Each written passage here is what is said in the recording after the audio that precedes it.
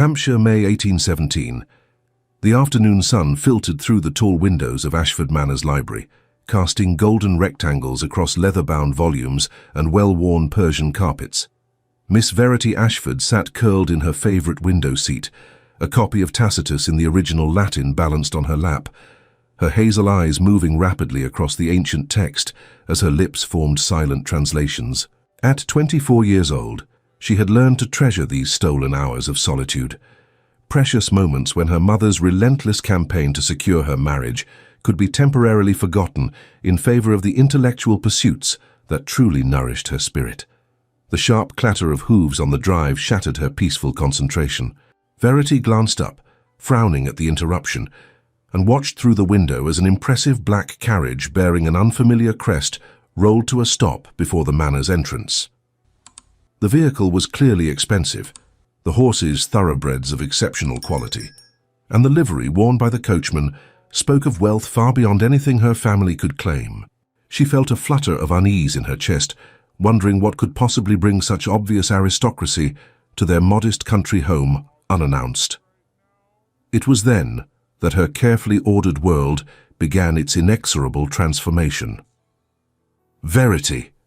Her mother's voice carried up the stairs with unmistakable panic. "Verity Ashford, where are you?" Lady Ashford burst into the library moments later, her face flushed with a mixture of excitement and alarm that Verity had learned to recognize as particularly dangerous. Her mother's eyes swept the room, landing on Verity with an expression that suggested she had discovered something deeply embarrassing, rather than her eldest daughter engaged in perfectly respectable reading. "What are you doing here?" Lady Ashford demanded, hurrying forward to pluck the book from Verity's hands. "Latin? Again? We have guests of consequence arriving at this very moment." "I was merely reading, Mamma," Verity replied, rising from the window seat with as much dignity as she could muster. "Surely there is no harm in that." "No harm?" Her mother's voice rose several octaves. "The Earl of Blackstone has just arrived without warning, and I find you sequestered here with dusty old books like some peculiar recluse. What must he think?" The Earl of Blackstone. Even Verity, who paid minimal attention to society gossip, knew that name. Lord Julian Winters was legendary throughout England, a man of immense wealth and political influence whose opinions could make or break careers in Parliament. He had inherited his title at the age of 24 under tragic circumstances, and had spent the subsequent decade building a reputation for cold calculation and impossible standards. "Why on earth would the Earl of Blackstone visit us?" Verity asked, genuine confusion replacing her initial annoyance at the interruption. "He requires consultation with your father on some urgent parliamentary matter," Lady Ashford said, wringing her hands anxiously. "But that is beside the point. You must go to your room immediately and remain there for the duration of his visit." Verity stared at her mother in disbelief. "You want me to hide in my room like a child?" "I want you to avoid becoming a spinster without a roof over her head," her mother said sharply, a note of genuine, desperate fear piercing through her anger. "The Earl is unmarried, Verity. Unmarried and wealthy beyond imagination. Your sister Lydia is visiting with several of her friends from London, all perfectly accomplished young ladies who know how to behave appropriately around gentlemen of quality. I cannot have the Earl seeing our blue-stocking daughter and forming the impression that the Ashford family raises peculiar, unfeminine women. I'm trying to save you from a future of poverty." The words stung, though Verity recognized the anxiety beneath them. She had heard variations of this speech countless times over the years, each iteration a reminder that her intellectual interests were viewed as defects rather than accomplishments. "Very well, Mamma," Verity said quietly, moving toward the door. "I shall make myself scarce." Lady Ashford's expression softened slightly, guilt flickering across her features before being replaced by determined resolution. "It is for the best, darling. These gentlemen of high rank have very particular ideas about what makes a suitable wife. Intelligence in a woman often makes them uncomfortable. Better that the Earl sees Lydia and her friends, girls who understand how to charm rather than challenge." Verity retreated to her room as instructed, but solitude proved impossible to maintain. Within half an hour, Mrs. Patterson, the housekeeper, appeared at her door with an apologetic expression and a domestic crisis that required Verity's immediate attention. The cook had questions about the menu for an unexpected dinner, and several bills from local merchants needed approval before payment could be authorized. This was the secret that Lady Ashford preferred to ignore. While she orchestrated social maneuvers and fretted over propriety, it was Verity who actually managed the household's daily operations. Sir Geoffrey was a brilliant man, but utterly hopeless at practical organization, and Lady Ashford considered such matters beneath her attention. The servants knew who truly kept Ashford Manor running smoothly, even if that person received no credit for her efforts. Verity spent the next hour moving through the servants' passages, consulting with staff and resolving issues, all while carefully avoiding the main rooms where the Earl and her father conducted their business. She could hear voices occasionally, male tones discussing matters of state with the seriousness such topics deserved. Once, she heard her mother's voice, joined by younger female laughter, and she could imagine perfectly the scene unfolding in the drawing room. Lydia and her friends were deployed like decorative artillery, all simpering smiles and carefully practiced charm. "Be charming, not intelligent," she heard her mother's voice carrying from the hallway outside the drawing room as Verity passed through the servants' corridor. Men of his rank dislike clever women. They want wives who smile and agree and defer to their superior judgment always. Not a single one of you should express an opinion on anything more substantial than the weather or the latest fashions.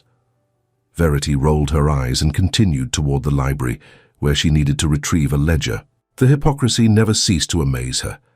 Her mother had secured Sir Geoffrey's proposal 26 years earlier, precisely because she was clever enough to recognize a promising young gentleman with excellent connections despite his modest income. Yet now, she preached the gospel of feminine ignorance, as though intelligence were some sort of social disease.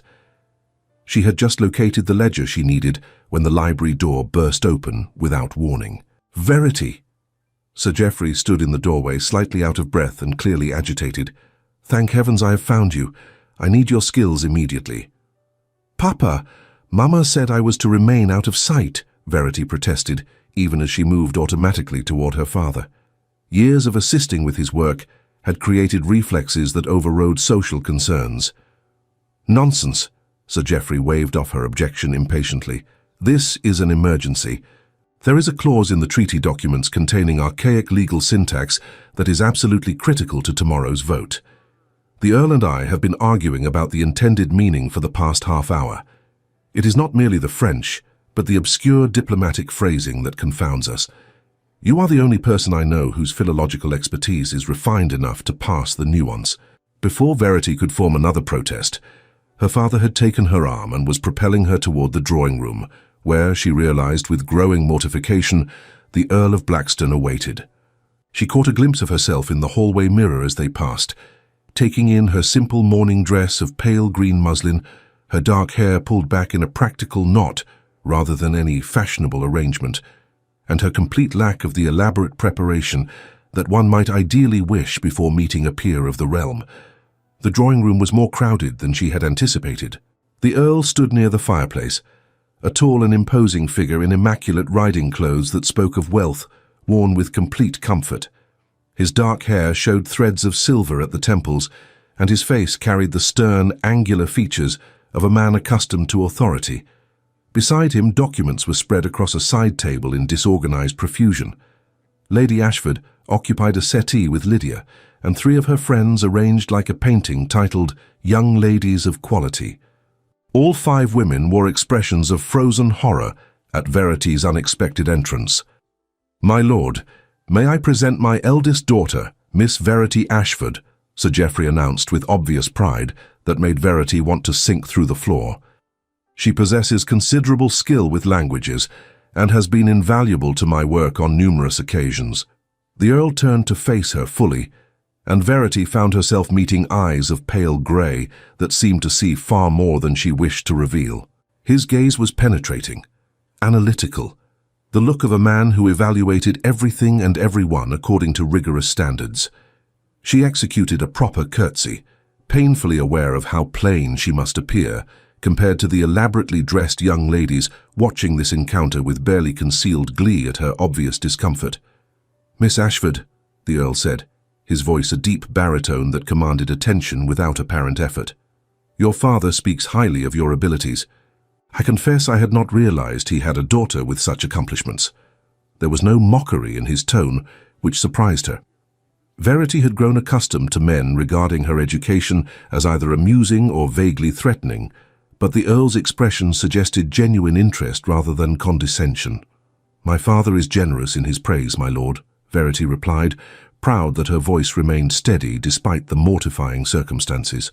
"I merely assist him with the more tedious aspects of translation."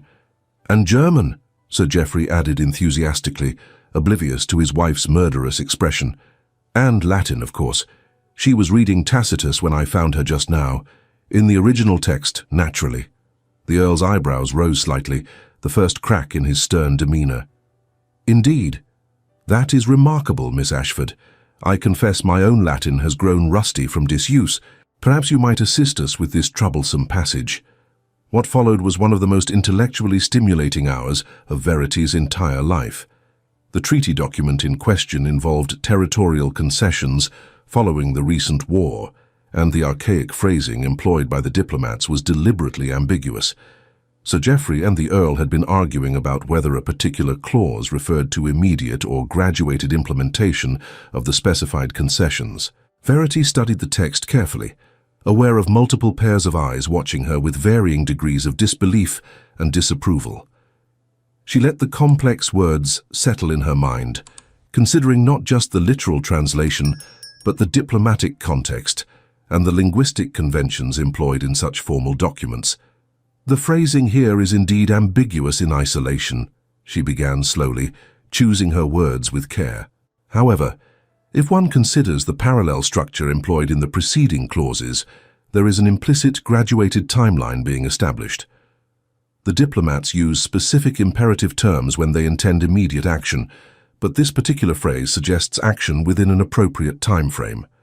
Given the logistical complexities mentioned earlier in the document, it must refer to implementation across several years rather than immediate compliance." The Earl stared at her for a long moment, his grey eyes intent. Then, to her complete surprise, he challenged her interpretation. "But Miss Ashford, that reading depends upon assuming consistency of usage throughout the document.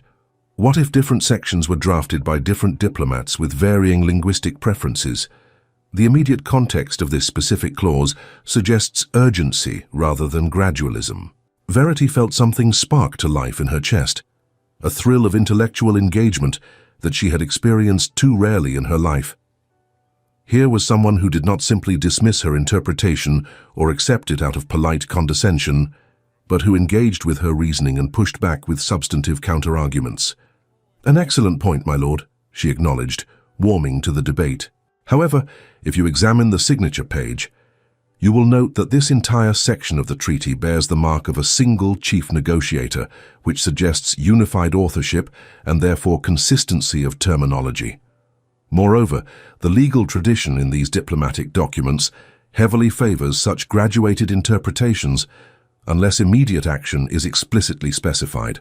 They argued for another 20 minutes, passing nuances of phrasing and diplomatic convention with an intensity that made the rest of the room's occupants fade into insignificance.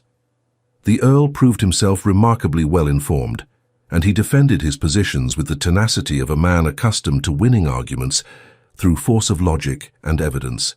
But Verity held her ground, matching him point for point, and gradually she saw his expression shift from skepticism to consideration to, finally, acceptance. "Your interpretation is sound, Miss Ashford," the Earl said at last, a note of what might have been admiration entering his voice. "Indeed, it clarifies several contentions that have been troubling the committee for weeks. I am deeply grateful for your insight." "You are too kind, my lord," Verity deflected automatically, but the Earl was not finished. "Not kind, merely accurate," he corrected. "You possess a remarkable mind, Miss Ashford. Tell me, have you had opportunity to study diplomatic history more broadly? I should be curious to hear your thoughts on the Vienna Congress proceedings." And thus began another discussion, ranging across topics of politics and history, with a freedom that Verity had never experienced in mixed company.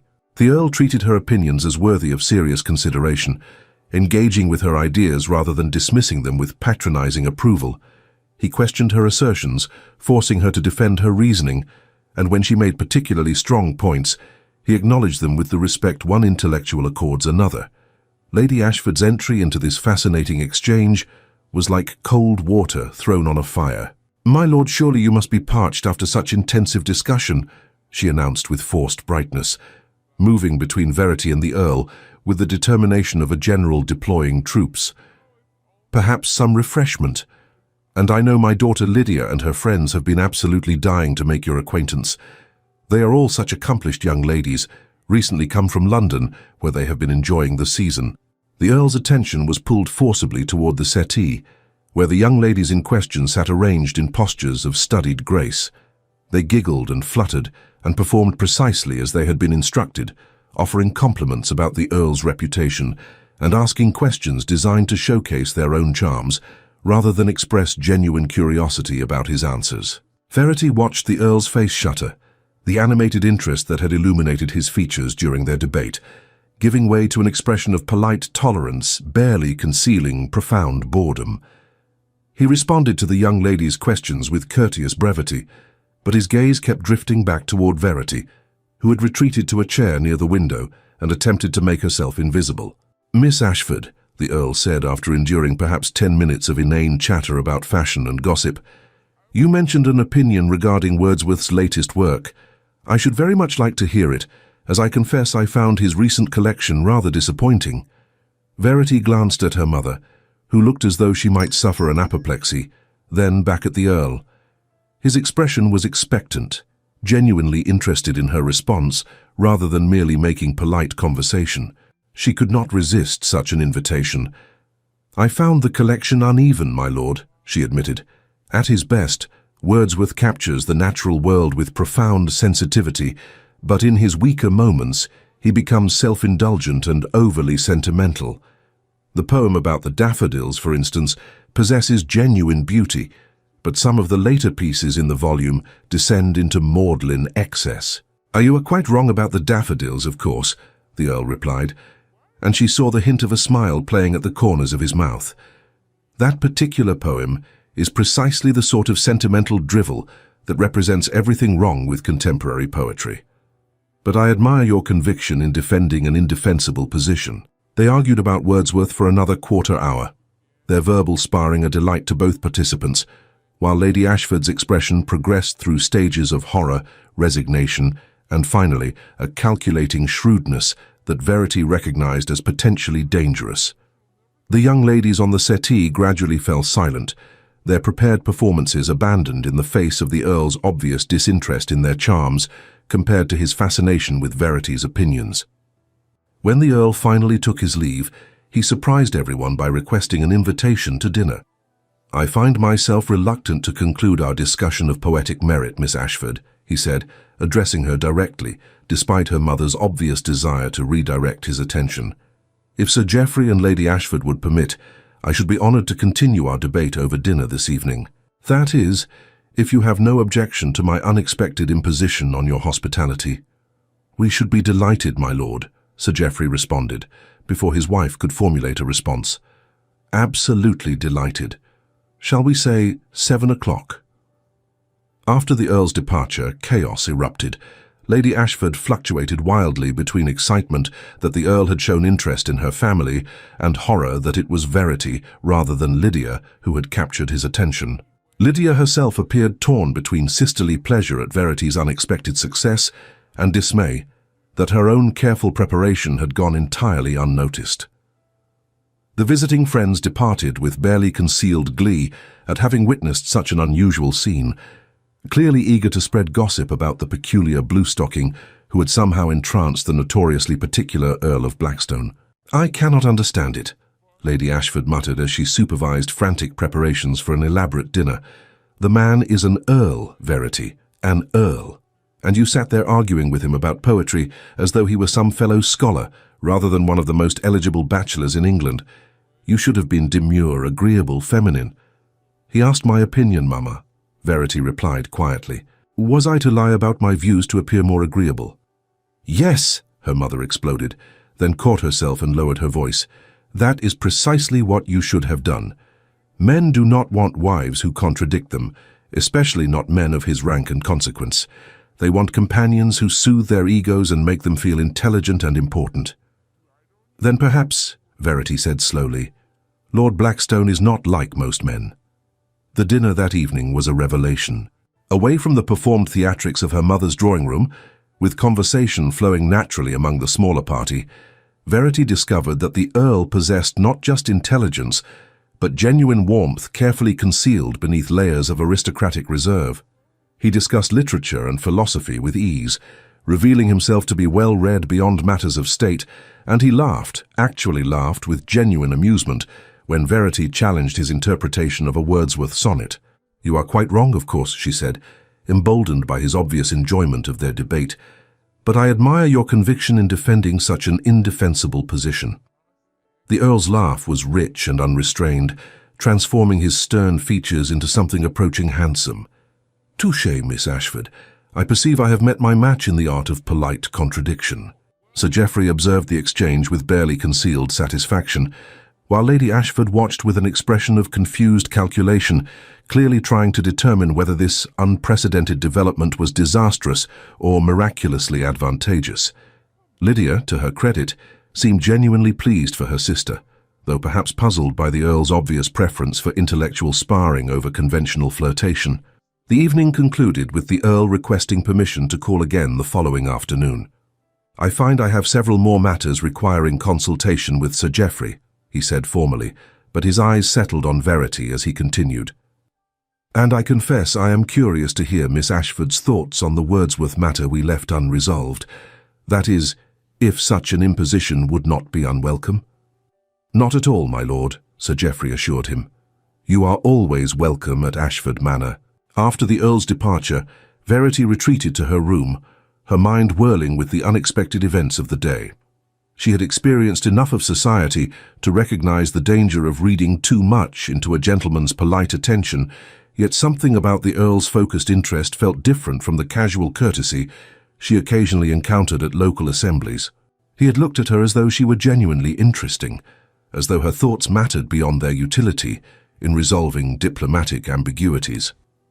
She fell asleep that night with his words echoing in her memory, the timbre of his voice when he laughed, the intensity of his grey eyes when they locked with hers across the dinner table. The following weeks established a pattern that would have seemed impossible before the Earl's unexpected arrival. He called at Ashford Manor with remarkable frequency, always ostensibly to consult with Sir Geoffrey on parliamentary matters, but anyone with eyes could see that his true purpose was to seek Verity's company. They talked for hours about everything and nothing, literature and philosophy, politics and history, the proper education of the lower classes, and the responsibilities of those born to privilege. The Earl treated Verity's thoughts as worthy of serious consideration, engaging with her ideas as intellectual equals, rather than offering the patronizing indulgence she had come to expect from educated men. He challenged her reasoning, pushed back against conclusions he considered faulty, and when she made particularly strong arguments, acknowledged her superior logic with a graciousness that made her heart race. For Verity, these conversations were water in a desert. She had spent years starved for intellectual engagement, relegated to discussions of household management and local gossip when her mind craved substance and complexity. The Earl offered her what she had barely dared to hope existed, a man who valued her intelligence rather than viewing it as a defect requiring concealment or correction. Lady Ashford observed these developments with shrewd maternal calculation. "The Earl calls with remarkable frequency," she noted one afternoon after he had departed, following a 3-hour visit that had begun with diplomatic consultation and ended with animated debate about agricultural reform. "Most irregular for a man of his standing. He seems quite attentive when you are present, Verity." "He requires father's counsel on parliamentary matters," Verity deflected, not daring to hope her mother's observation reflected reality rather than wishful thinking. "Nothing more." "And does he require your counsel?" Lady Ashford asked pointedly, "because I notice he seems quite particular about timing his visits to hours when you are available, and he appears remarkably disappointed on the occasions when you are occupied elsewhere." Verity had no answer to that, because her mother's observation aligned uncomfortably with her own secret hopes. But she had learned years ago the danger of building castles from the insubstantial material of a gentleman's polite attention. The Earl was being kind, perhaps even enjoying their intellectual exchanges, but that was vastly different from actual romantic attachment. Then came the afternoon that changed everything. The Earl arrived earlier than expected, surprising Verity alone in the library where she was reviewing household accounts. The door was properly open as propriety demanded, but they were effectively unchaperoned for the first time since his initial visit. "Miss Ashford," he said, his voice carrying an unusual note of tension, "forgive my early arrival. I came hoping to find you specifically, as there is a matter I wish to discuss that does not involve your father's parliamentary expertise." Verity set aside her ledger, her pulse beginning to race. "Of course, my lord. How may I assist you?" The Earl crossed the room to stand near her chair, close enough that she could see the fine lines around his eyes, evidence of years spent shouldering responsibilities that would have crushed lesser men. He seemed to be struggling with some internal debate, his usual confident demeanor replaced by something approaching uncertainty. "I find myself in unfamiliar territory," he began slowly, choosing his words with obvious care. "I came to Ashford Manor initially for reasons of duty, nothing more than a brief consultation on a diplomatic matter. Yet I have returned again and again, and the reasons for those visits have become less about duty and more about you, Miss Ashford." Verity's heart hammered so loudly she was certain he must hear it. She opened her mouth to speak, but no words emerged. The Earl continued, seeming to take courage from having begun. "I have spent my entire adult life prioritizing duty above personal desire," he said. "I never questioned that choice until I met a woman who challenges me intellectually, who makes me laugh, whose presence has become essential to my peace of mind. I wish to court you properly, Verity. With your permission and your father's blessing, I should like the opportunity to see if what I feel might be reciprocated." "You barely know me," Verity managed, her voice emerging as barely more than a whisper. "What you have seen are carefully curated moments, pleasant afternoons. You cannot base such a significant decision on so little acquaintance." "Then let me witness everything," Julian replied, and she noticed distantly that he had used her given name without the formal prefix. "Let me see the flaws and complications included. I want to know everything about you, Verity. I want to hear your thoughts on matters trivial and profound. I want to make you laugh and debate with you until dawn. I want you in my life, in whatever capacity you will allow." Verity felt tears prick her eyes, emotion overwhelming her careful composure. Logic demanded caution, cataloguing all the reasons why this could not possibly work. They came from different worlds. His life would demand sacrifices she could barely imagine, and marriage to an earl meant scrutiny and obligation. But her heart, that treacherous organ she had tried so hard to protect, whispered a different truth. "I would be lying if I said your visits meant nothing beyond professional courtesy," she admitted quietly. "You have become someone whose absence I feel keenly, someone whose arrival brightens my day, someone I think about far more often than propriety would deem appropriate." The relief and joy that transformed the Earl's face was remarkable to witness. The stern, controlled features she had come to know softened into an expression of such transparent happiness that she understood in that moment how carefully he had been guarding his own emotions, how much courage this admission had required. "Then I may court you?" he asked, and there was almost boyish eagerness beneath the formal phrasing. "I may try to win your affection." "You may," Verity confirmed, allowing herself to smile. "Though I warn you, my lord, I am not easily won. I have standards." "Thank God for that," Julian replied fervently. "I have no interest in easy victories, only worthy ones."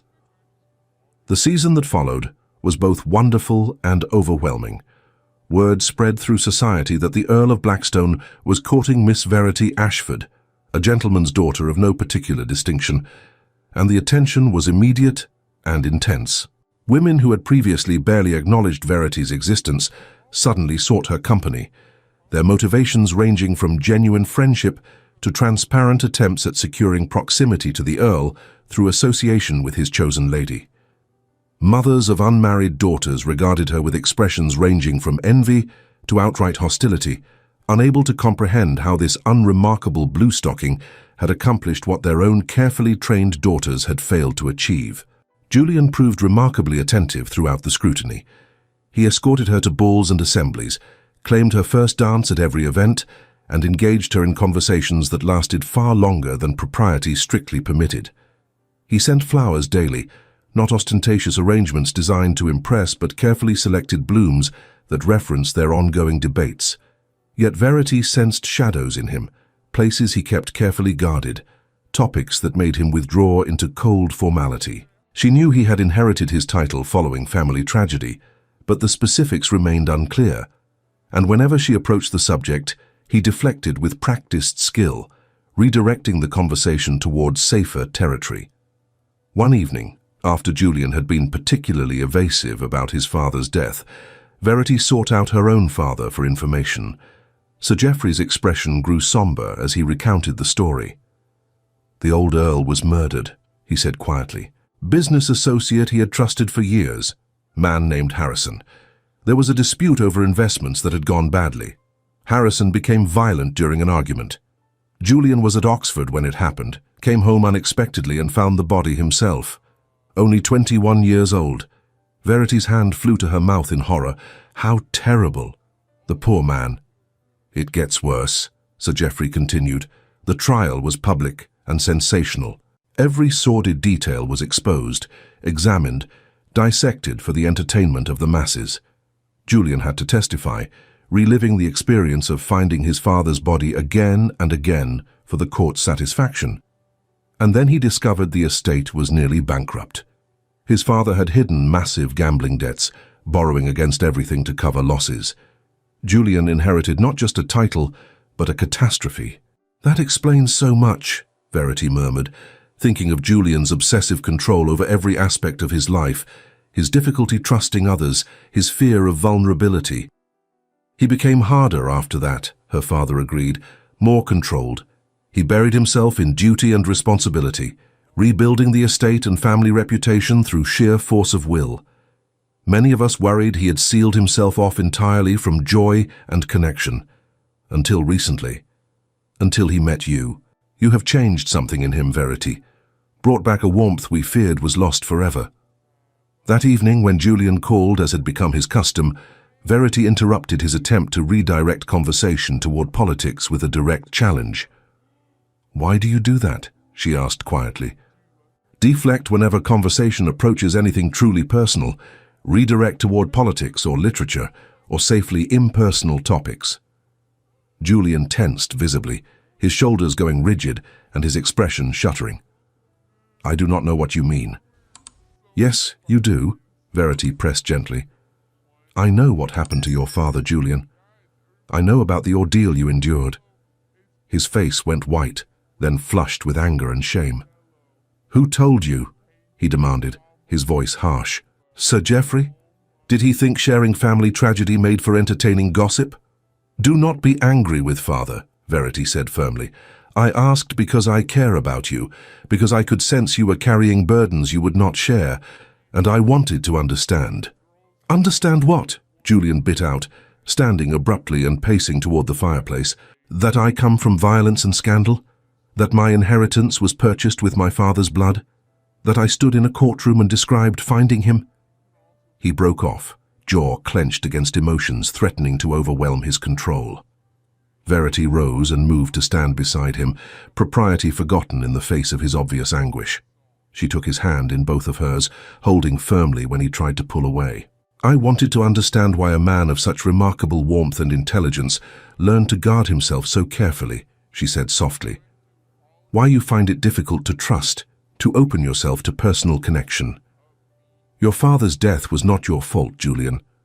The violence that was visited upon him does not define who you are." "Doesn't it?" Julian's voice cracked with raw anguish.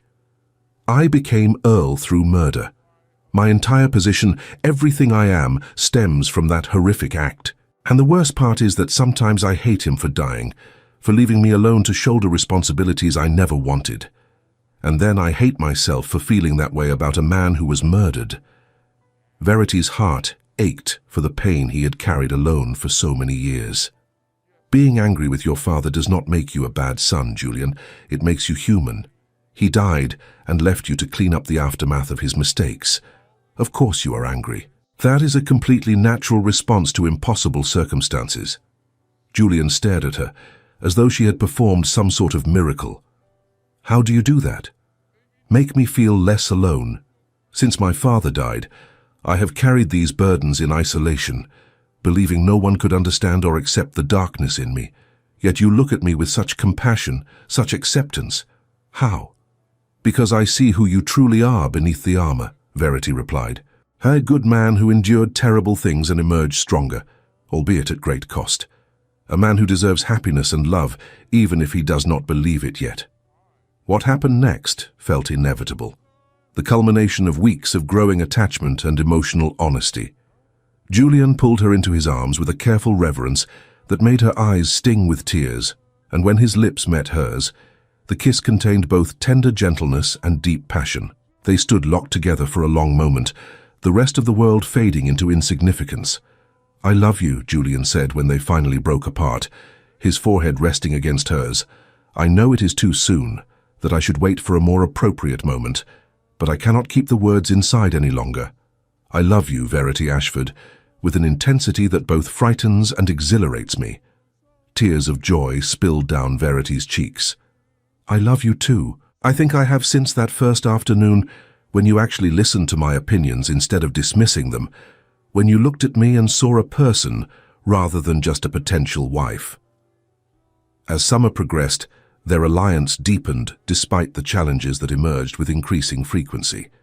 Society proved less accepting of their attachment than Verity had hoped. One particularly difficult afternoon, Lady Ashford insisted Verity accompany her to a tea hosted by the Duchess of Waverley, an influential woman known for exacting standards and a sharp tongue clearly intended to assess the Earl's chosen bride. The tea was profoundly uncomfortable. The Duchess subjected Verity to subtle interrogation disguised as polite conversation, weighing every answer and finding each slightly wanting. Her family connections were acceptable but not impressive, her education adequate but lacking aristocratic refinements, her dowry respectable but decidedly modest compared to what the Earl might reasonably expect. The Earl of Blackstone could have his pick of England's finest families, the Duchess observed, her tone suggesting Verity should be immensely grateful for attention above her station. I trust you understand the responsibility that comes with such an advantageous match. I understand the Earl's character and qualities, Verity replied evenly. Those matter more to me than his title. The Duchess's smile did not reach her eyes. How charmingly naive, my dear. Title and responsibility are inseparable. The Earl cannot afford a wife who sees him merely as a man, rather than as a symbol of power and duty. His position demands someone who understands their role completely. The words struck deep, planting seeds of doubt that took root despite Verity's attempts to dismiss them. Was she truly suited for the life Julian offered? Could she navigate these treacherous social waters without embarrassing him? Did love alone suffice when facing such immense obstacles? That evening, Julian found her in the garden, where they had shared so many conversations. His concern was evident when he saw her troubled expression. What has happened? He asked without preamble. Something has upset you. Verity confessed about the tea, about the Duchess's words and the doubts they had awakened. Julian's expression grew stern as he listened, but when he spoke, his voice was firm rather than angry. The Duchess Waverley has been married to duty herself for 40 years and been utterly miserable because of it, he said. She mistakes suffering for virtue and expects everyone to embrace the same martyrdom. I refuse to follow that path, Verity. I refuse to sacrifice genuine happiness at the altar of social expectation. He explained that he wanted a union where they supported each other, not a marriage where duty consumed them entirely. He had watched his own parents build a marriage of genuine friendship and affection, despite the demands of their positions, and he wanted that same authenticity for himself. You make it sound simple, Verity said quietly. It will not be simple, Julian acknowledged. We will face criticism and judgment. Some will always consider you unworthy of me, just as some will consider me foolish for choosing love over advantageous alliance. But I would rather face those challenges with you than achieve easy acceptance without you." His sincerity moved her deeply. "I am frightened of failing you, of failing myself, of not being enough." "Good," Julian replied, and she looked at him in surprise. "If you were not frightened, I would worry you did not fully understand what we are undertaking. Fear means you are taking this seriously, recognizing the significance of what we are building. But do not let fear prevent you from accepting happiness, Verity. We both deserve that." She chose to trust him, to trust them, and the courtship continued with deepening commitment. 6 weeks before their planned engagement ball, disaster struck. A notorious scandal sheet published a vicious article dredging up every family indiscretion they could unearth. It mentioned a distant cousin's gambling debts, her maternal grandfather's involvement in trade, and a great-aunt's elopement decades earlier. The article painted Verity's family as barely respectable upstarts unworthy of connection to the Earl of B. It questioned everything from her education to her appearance to her motives in accepting Julian's suit. Fortune hunter, scheming adventuress, mercenary creature who somehow ensnared an earl who should have known better. The words were calculated to wound, and they succeeded. Verity read the article alone in her bedroom, hands shaking as she absorbed the cruel characterizations that gave voice to every private doubt she had harbored. She wept despite her attempts at composure, the words cutting deeper because they echoed her own fears about reaching above her station and potentially damaging Julian's reputation through her inadequacy. Lady Ashford found her and offered comfort with surprising fierceness. "Do not give those words power, darling. They are lies designed to sell papers and cause pain." But Verity could not shake the fear. What if there is truth in it? What if I am reaching above my station? What if I damage Julian's reputation through my inadequacy? Julian's response surprised her. Rather than offering soothing platitudes, his face darkened with a cold, icy fury unlike anything she had seen from him. "Who wrote this?" he demanded quietly. "Defamation. I will destroy them."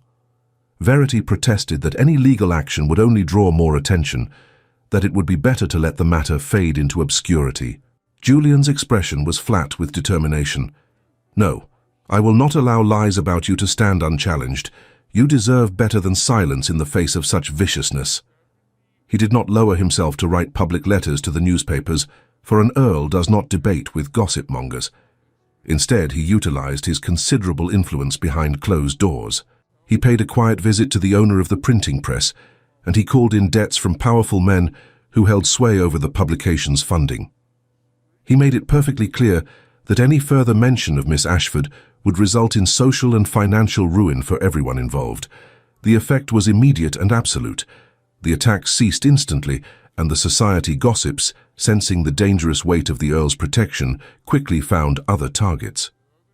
The silence was not one of indifference, but of fear and respect. "You should not have troubled yourself so," Verity said when she learned of his actions. "It was only ink and paper." Julian took her hands firmly. "It was an attack on my future countess. I want them to know that you are under my protection, and that I value you above their petty judgments.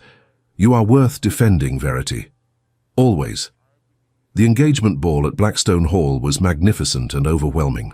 Verity arrived at the estate to find sprawling grounds with ancient trees and formal gardens. The house itself, a testament to centuries of wealth and power. The honey-colored stone glowed in the late afternoon sun, countless windows reflecting light, towers, and architectural details speaking of generations of aristocratic habitation. Julian stayed close throughout the evening, his hand at her back, providing both physical and emotional support.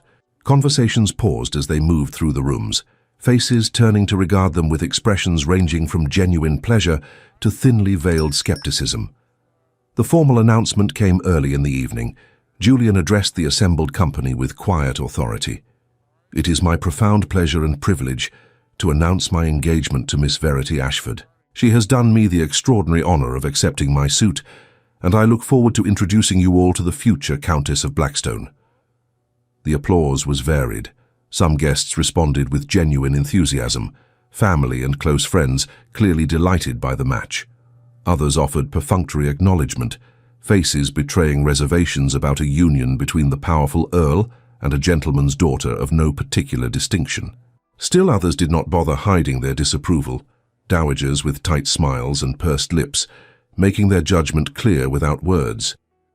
An endless parade of guests approached to offer congratulations, each requiring careful navigation. Well-wishers who were genuinely pleased proved easy, their warmth and sincerity a balm to Verity's nerves. Far more challenging were those who offered congratulations, while measuring her with critical eyes, smiles never reaching their faces, compliments carrying subtle barbs.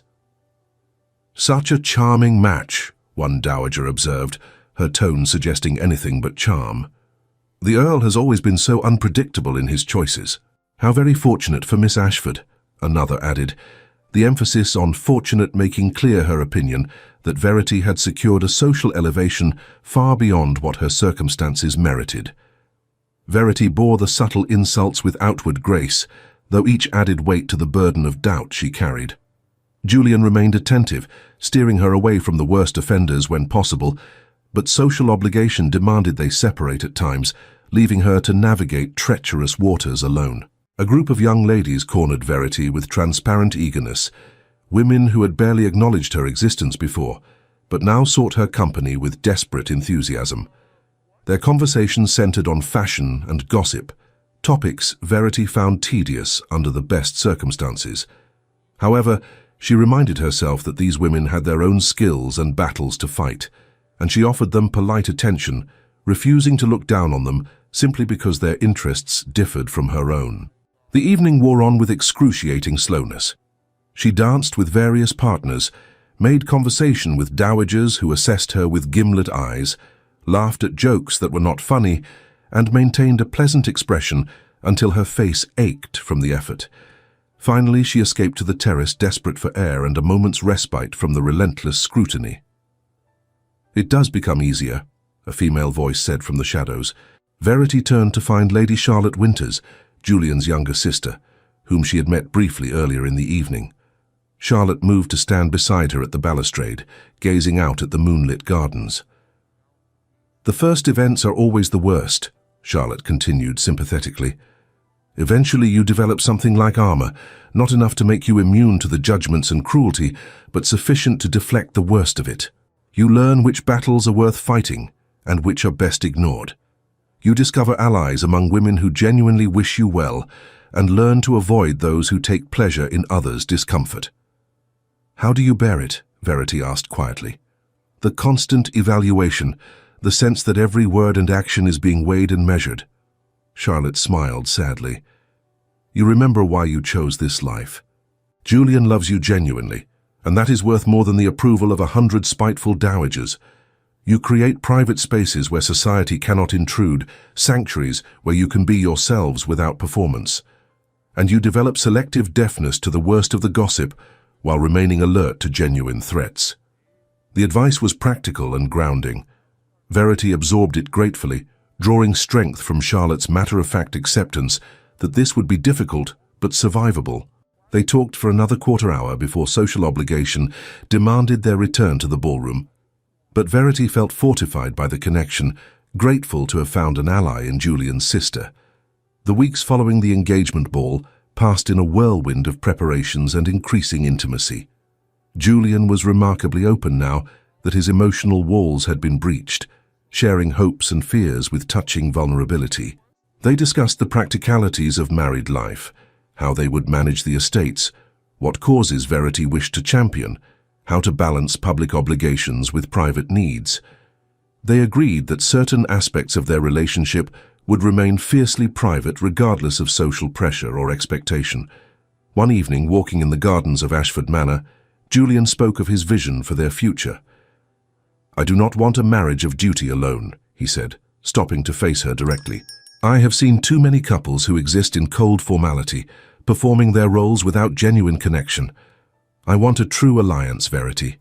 I want to share my life with you fully, not merely occupy the same social spaces while remaining essentially alone." "I want that too," Verity assured him, "but I confess I am still learning how to navigate your world. I made a terrible misstep at the Duchess's tea last week." She had attended a gathering of influential ladies where conversation turned to recent debates on charity and the poor laws. Forgetting Charlotte's warnings about political discretion, Verity had expressed her candid opinions on the moral obligation to the less fortunate with perhaps more passion than wisdom. "Surely Christian charity demands we protect the innocence of the young," she had declared. "It is our moral duty to ensure that even the poorest children are not worked into early graves." The silence that followed had been deafening. The ladies present were shocked that a woman of Verity's position would express such heavy sentiments at a light social gathering. By the time the tea concluded, Verity knew her words would spread rapidly through society, catalogued as another example of her unsuitability for her elevated position. "I heard about the tea," Julian admitted when she finished her confession. "Apparently you expressed rather strong views to a very conservative audience." Their first serious argument as an engaged couple revealed the tensions they would need to navigate repeatedly, the balance between individual conviction and collective responsibility, between personal authenticity and public performance. Julian was frustrated that Verity had spoken so freely, without considering the political complications her views might create. Verity was hurt that he seemed to expect her to become fundamentally different from the woman he claimed to love. They argued with increasing heat until finally, exhausted, they fell into silence and began the difficult work of actually listening to each other. "I cannot expect you to abandon your principles," Julian said finally, his anger giving way to weary resignation. "I fell in love with a woman who speaks her mind and stands by her beliefs. To ask you to become someone else would be fundamentally dishonest." "And I need to understand the larger context within which you operate," Verity replied. "I will make mistakes, probably many of them, but I am trying to learn. Please be patient with me." They resolved through continued conversation to find compromise between silence and indiscretion. Verity would continue working for causes she believed in, but through channels that supported rather than complicated Julian's political efforts. He would trust that she was learning to navigate his world, even when she stumbled, and she would accept that some discretion was necessary without viewing it as a fundamental betrayal of her principles. "We are united in this," Julian said as the first light of dawn began brightening the sky. "That means we face challenges together, mistakes and all. I do not expect perfection from you, Verity. I only ask that we remain honest with each other." As autumn deepened into winter, Verity gradually found her footing. She discovered allies among other titled ladies who shared her philanthropic views, learning from them how to advocate effectively within society's constraints without causing political scandals. She threw herself into charitable work that allowed her to make real differences in people's lives while avoiding the sorts of public controversies that would complicate Julian's position. The wedding took place on a bright December morning in the chapel at Blackstone Hall. The small church was filled with hundreds of candles and arrangements of winter greenery and white roses that Verity had requested. Before the ceremony began, Sir Geoffrey found her in the vestry. He looked at her, resplendent in her ivory silk, and his eyes grew misty. "Verity," he said, his voice thick with emotion, "I know I have often relied upon your intellect to aid my work, perhaps too heavily, but I want you to know that you are more than a scholar to me. You are a credit to this family, and I have never been prouder than I am today. Not because you are marrying an earl, but because you have found a man who appreciates the brilliance I have always treasured." Verity hugged him, the validation healing a wound she hadn't realized she still carried. "Thank you, Papa."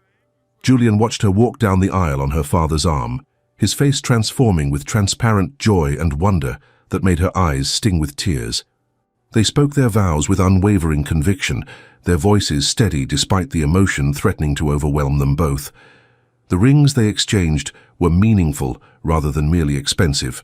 A sapphire that had belonged to Julian's grandmother for Verity, a matching band for him. When the vicar pronounced them husband and wife, Julian kissed her with gentle reverence that communicated promise and devotion and relief and joy all together. The wedding breakfast was an elaborate affair with endless speeches and toasts and celebration. Verity participated while feeling oddly detached from the spectacle, her awareness fixed entirely on Julian, on the reality that they were truly married now, bound together in the eyes of God and society. When they finally departed for the hunting lodge on a private corner of the estate, complete privacy awaited them for the first time since their engagement. The week they spent at the hunting lodge established patterns that would sustain them through challenges ahead. They talked endlessly about everything and nothing, exploring ideas and dreams without fear of judgment. They walked the winter countryside hand in hand, finding beauty in frost-covered trees and frozen streams. They read aloud by the fire in the evenings, debating interpretations and laughing at each other's more outrageous claims.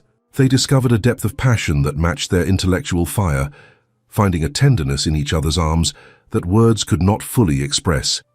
Most importantly, they solidified their union, establishing the foundation that would support them through inevitable trials.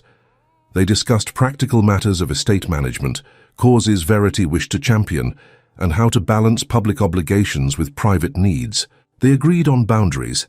Certain aspects of their connection would remain private, regardless of social pressure or expectation. They promised to face challenges together, to communicate honestly even when difficult, to remember always that they were partners, choosing each other daily rather than prisoners of duty and obligation. Their first Christmas as husband and wife arrived only weeks later. Verity stood at the tall library window of Blackstone Hall, watching heavy flakes of snow fall across the extensive grounds, coating the world in pristine white. The fire crackled warmly behind her, casting a golden glow against the gathering twilight.